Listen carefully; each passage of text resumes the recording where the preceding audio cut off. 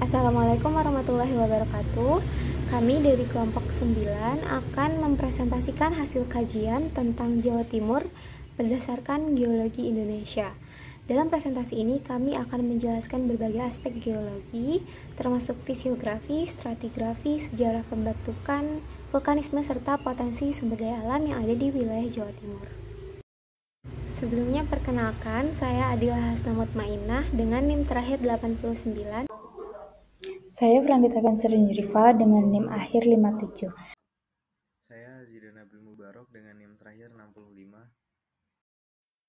Baik, kita mulai dengan fisiografi. Jadi teman-teman, fisiografi itu merupakan studi tentang bentuk permukaan bumi, termasuk relief dan morfologinya. Menurut Van Bemmelen tahun 1949, fisiografi merujuk pada pembagian permukaan bumi berdasarkan struktur geologi dan bentuk lahan yang dihasilkan oleh proses tektonik, vulkanik, erosi, dan sedimentasi.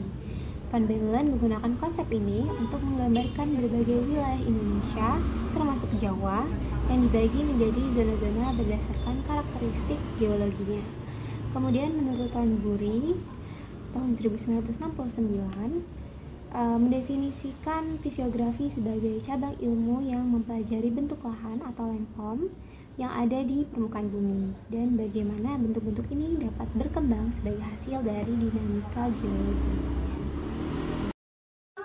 Nah, lalu bagaimana sih fisiografi di wilayah Jawa Timur? Menurut Van Bemmelen, fisiografi di Jawa Timur itu dibagi menjadi 5 zona. Yang pertama ada zona utara.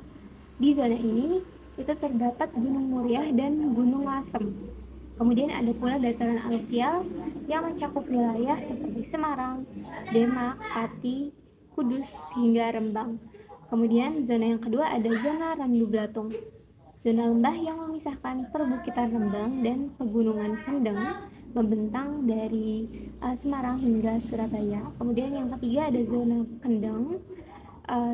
Pada zona ini ada pegunungan dengan panjang 250 km terletak di selatan Semarang yang terbagi menjadi dua karena Sungai Solo. Kemudian yang keempat ada zona Solo, meliputi rangkaian gunung api kuarter besar seperti Gunung Wilis, Gunung Kelut, dan Gunung Kawi.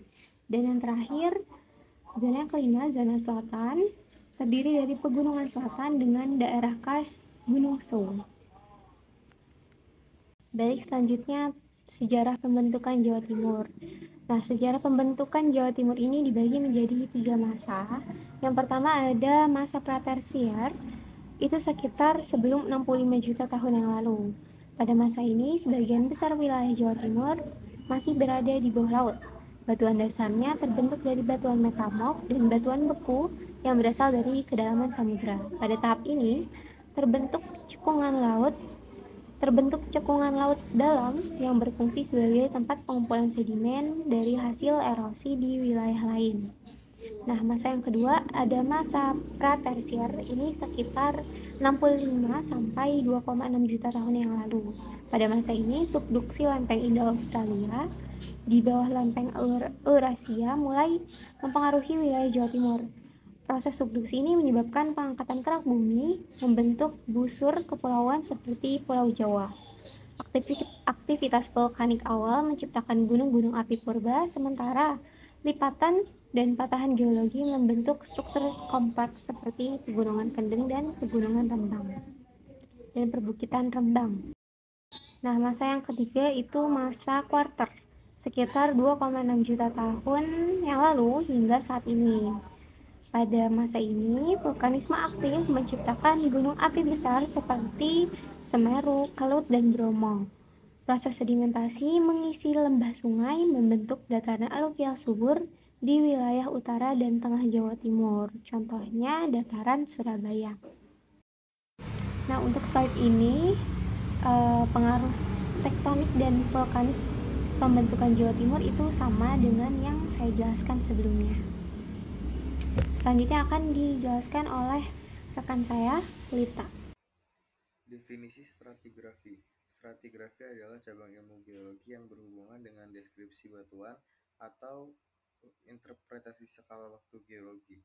Ilmu ini utamanya berlaku untuk mempelajari batuan sedimen, batuan beku vulkanik, atau batuan metamorf yang terbentuk dari bahan ekstrusif.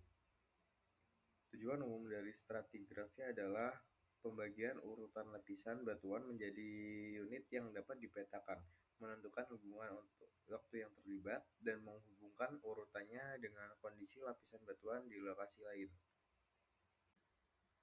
Susunan stratigrafi Jawa Timur.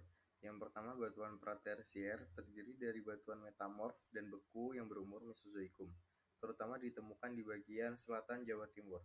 Yang kedua, formasi tersier terdiri dari batuan gamping dan batuan sedimen laut dalam yang terbentuk selama era tersier. Batu kapur dan sedimen laut dalam banyak ditemukan di pegunungan selatan dan pegunungan Kendeng. Yang ketiga, formasi vulkanik kuarter.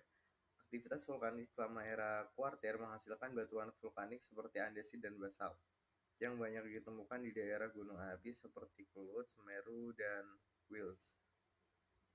Yang keempat, endapan aluvial kuarter. Daerah dataran rendah Jawa Timur seperti di sekitar Sungai Berantas dan Sungai Solo tersusun dari endapan aluvial yang terbentuk dari erosi material vulkanik yang diangkut oleh sungai. Selanjutnya ada vulkanisme. Di Jawa Timur, vulkanisme berperan besar dalam pola geologi, morfologi, dan kehidupan penduduk di sana. Vulkanisme adalah kegiatan gunung berapi yang untuk daerah Jawa Timur yang dihadiri oleh beberapa gunung aktif, yaitu Gunung Semeru, Gunung Bromo, dan Gunung Ijen. Kegiatan vulkanisme di daerah ini dipicu oleh pergerakan lempeng tektonik yang berinteraksi, khususnya lempeng Indo-Australia dan lempeng Eurasia. Pengaruh vulkanisme.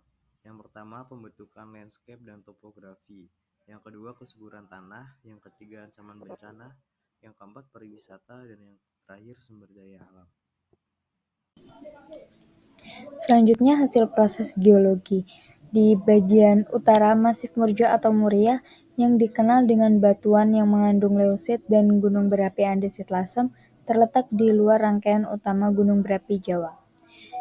Yang kedua, daerah perbukitan Rembang terdiri dari sejumlah punggung bukit yang berarah timur ke barat berselang-seling dengan daratan aluvial. Antiklinorium Rembang ini memiliki lebar rata-rata 50 km, puncak tingginya mencapai 500 meter di atas permukaan laut. Perbukitan tersebut hampir mencapai pantai utara yang dipisahkan oleh pantai berpasir sempit dengan bukit pasir. Yang ketiga, Pegunungan Kendeng atau Antiklinorium Kendeng merupakan kelanjutan Pegunungan Serayu Utara di Jawa Tengah ke arah timur.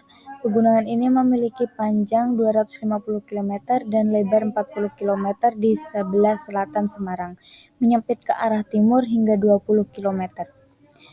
Ketinggiannya kurang lebih dari 500 meter. Di dekat Ngawi terdapat depresi aksial, di mana punggungan dipotong melintang oleh Bengawan Solo sehingga terbagi menjadi bagian barat dan timur. Yang keempat, Sungai Berantas merupakan sungai terpanjang kedua di Jawa. Sungai ini berhulu di lereng selatan Anjasmara, mengalir ke selatan melalui dataran Malang dan berbelok tajam ke barat dekat Kepajen setelah membentang ke barat sejauh 70 km. Sungai ini berbelok ke utara dekat Tulung Agung hingga mencapai zona Gendeng. Yang kelima, bagian timur, yang sebagian terdiri dari batu gamping dengan gejala kars disebut Pegunungan Duizen atau Seribu atau Gunung Sewu. Selanjutnya, potensi sumber daya geologi dan kajian kebencanaan. Yang pertama, batuan andesit.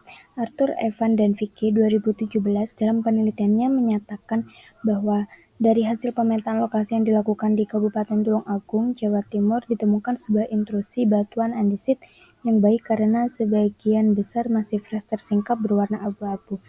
Yang kedua, batuan dasit. Ditemukan juga suatu batuan beku dasit yang baik karena sebagian besar masih fresh tersingkap berwarna abu-abu.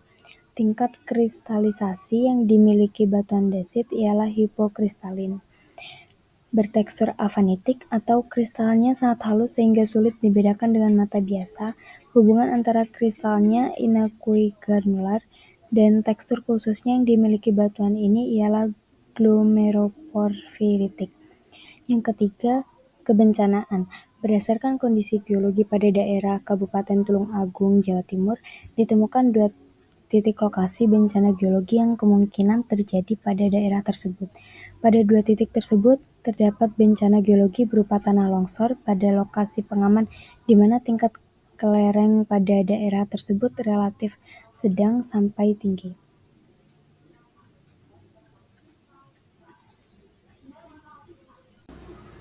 Sekian presentasi dari kami, ada kurang dan lebihnya mohon maaf. Wassalamualaikum warahmatullahi wabarakatuh.